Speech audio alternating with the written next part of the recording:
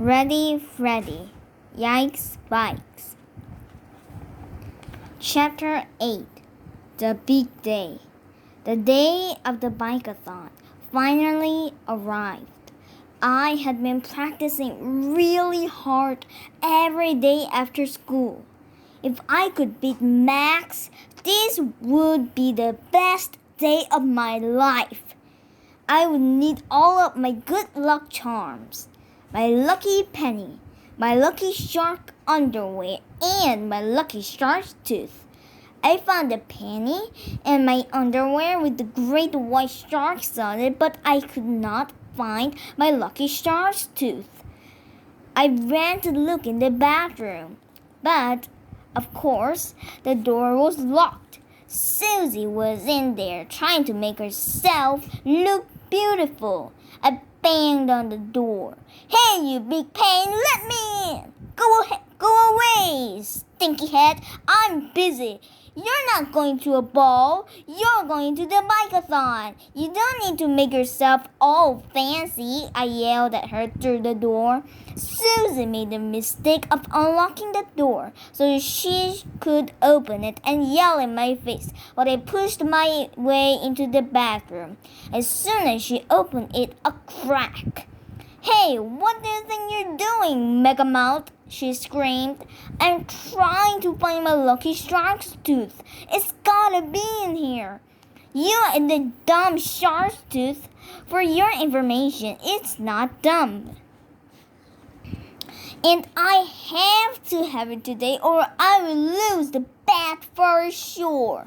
What bet? Oh no, I can't believe I just sat down in front of her. I decided to act as if I didn't hear her. What bet? She asked again. I kept my mouth shut. Hello, Erst Freddy. I said, what bet? She asked for the third time. She was not going to let this one go. Oh, it's just some stupid bet I made with Max, I mumbled. I can't believe you made a bet. You are going to be in so much trouble when I tell Mom and Dad, Susie said, smiling. I grabbed her by the shoulders. Please don't tell them, I pleaded. Well, what's in it for me? How about if I make your bet for a whole week? A whole week? You must really not want me to tell. Is it a deal? I asked. I guess so, she said. Pinkies where? I asked as we locked our pinkies. Pinkies where? She said, nodding her head. Oh, and by the way, your lucky shark's tooth is in the drawer right there. I just saw it when I was getting my brush. I grabbed the shark's tooth and started running back to my bedroom. Thanks, I yelled over my shoulder. You're the best sister in the whole world. I know, she called back. When I was all dressed, I headed downstairs for breakfast. Well, look who's here, my mom said, smiling. It's Lance Armstrong. Are you ready for the big day, Mouse? My dad asked. You have been practicing a lot. I think you're looking pretty good out there. My mom came over and gave me a big hug. Oh, Freddy, you're getting to be such a big boy. Now she was starting to get a little too gushy. Mom, could you stop hugging me now? I can't breathe. Oh, sorry, honey. It's just that I'm so proud of you. I think I'm going to be sick, Susie said, rolling her eyes. What's for breakfast? You know champions need a good breakfast, so I made blueberry pancakes, scrambled eggs, and bacon, my mom said, placing heaped plates of food down in front of both of us. Yum, I said, licking my lips. My favorite.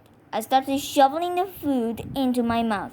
Slow down, honey, my mom said.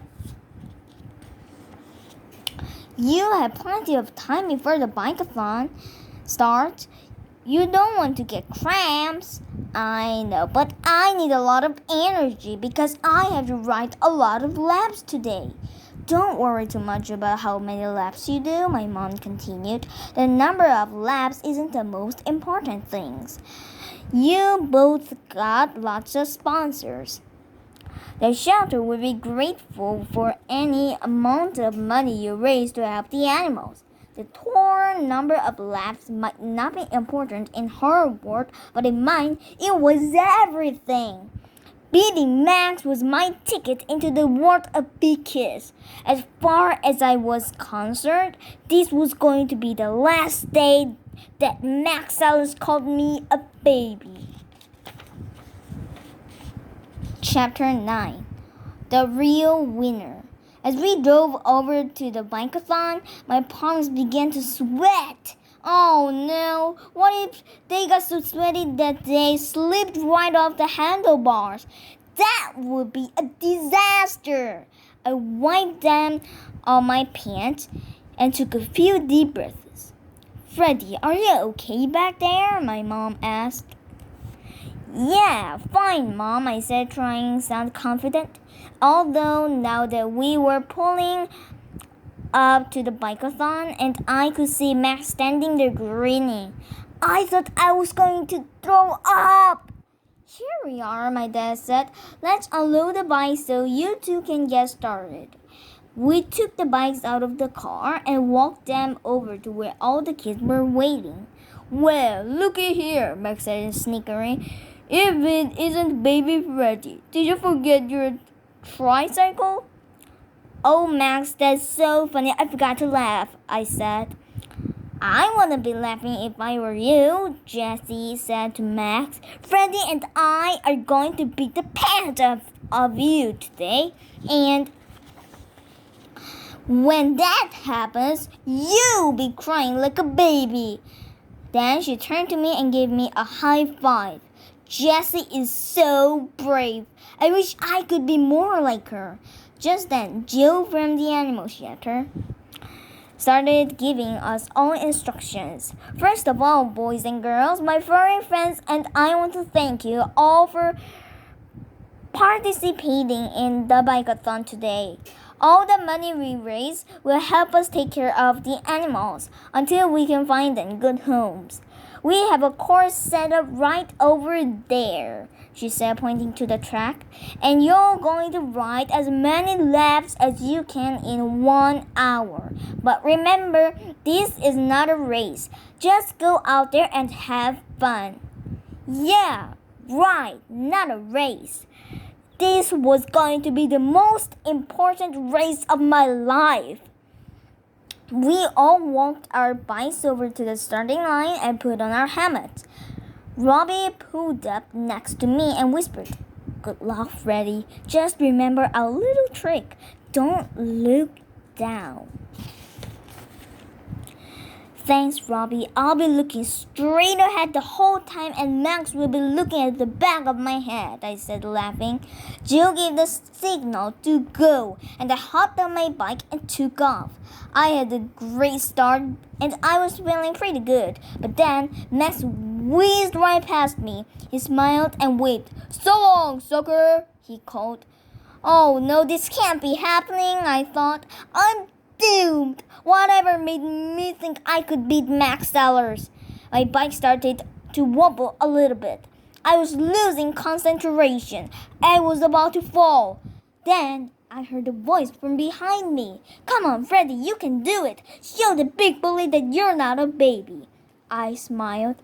I would know the voice anyway.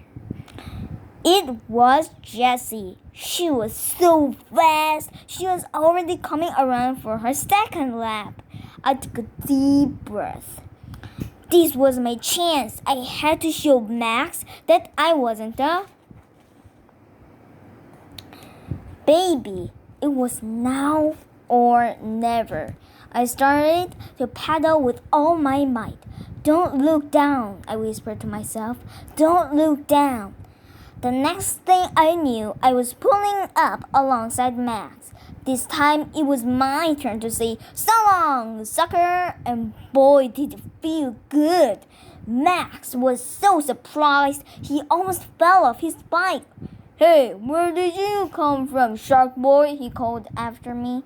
Get a good look at me now, I yelled back, because the next time you see me is at the finish line. Then I took up riding as fast as I could.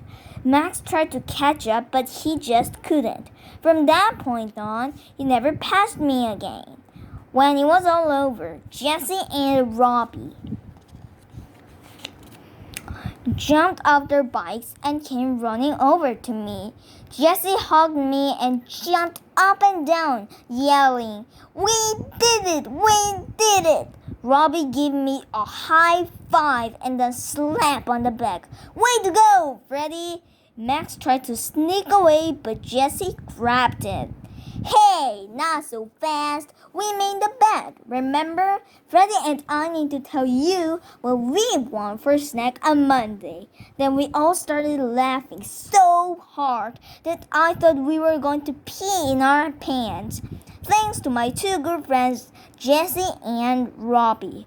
Today was the best day of my life. Max could never call me a baby again. But the real winners were the animals. I rode a total of 40 laps and raised $52 for the animal shelter. Now, if I can just convince my mom to get me a dog.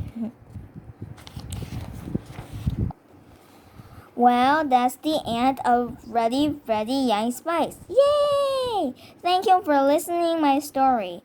And did you like my story? And push the thumbs up sign or the subscribe button. Bye!